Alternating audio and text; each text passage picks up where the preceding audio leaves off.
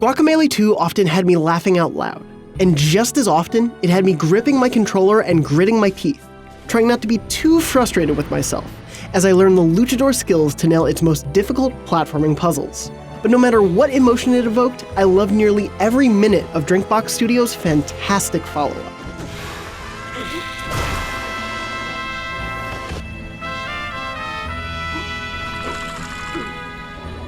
Guacamelee 2 kicks off with a surprising but welcome bit of pathos at the start of its 8-hour adventure. Years have passed since Juan defeated Cloaca, but a new evil, Salvador, threatens his happy, peaceful life, and the entire Mexiverse. Yes, it turns out there are an infinite number of versions of this story and world, and exploring how all of the different, often unexpected timelines become connected is used to hilarious effect. And Guacamelee 2 is consistently clever and funny. The original's humor was plentiful, but relied a little too much on tossing out referential humor rather than making those references actually funny.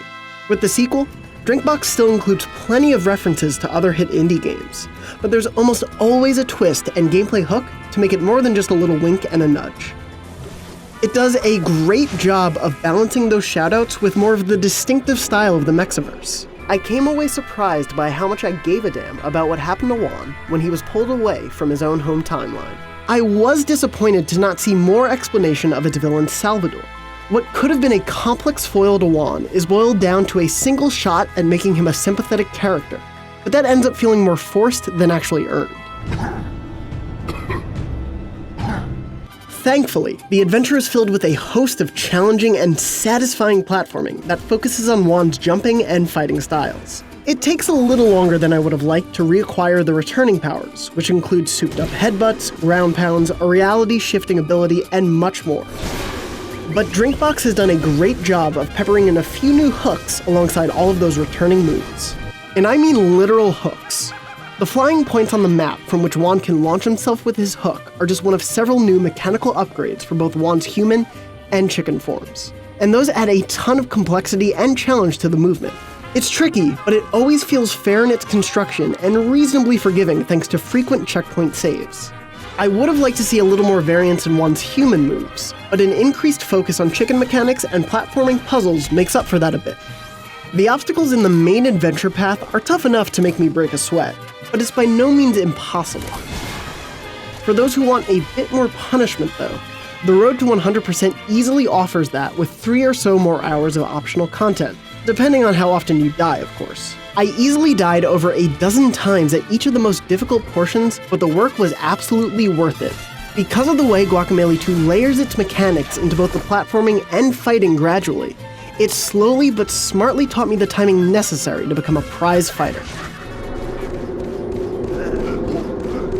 Whether you're overcoming a difficult jump or a room full of undead foes, up to 3 friends can lend their moves if needed.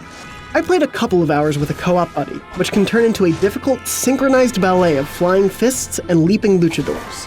Figuring out how to properly hop, dimension shift, and punch our way through together made me think about Guacamelee 2's puzzles in a new, fascinating way. That said, not all of these challenges are well suited to multiple luchadors. Some of the most difficult parts demand perfect unity, and that's really hard to achieve. It simply becomes easier to let my friends die as I coasted through a challenge rather than spend so much time on a relatively easy obstacle. Guacamelee 2 is a hilarious, challenging, and rewarding follow-up to its well-revered predecessor. It expands on the first's ideas in so many great ways, and marries a complex but understandable set of moves to both its combat and platforming.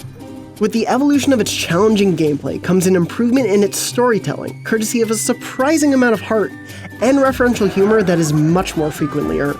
Drinkbox has taken what could have been simply a rehash and pushed Guacamelee 2 to be better in nearly every facet. For more on the sequel, check out the first minutes of Guacamelee 2 and our live Let's Play with Drinkbox Studios. And for more on Guacamelee 2, you're already in the right place, IGN.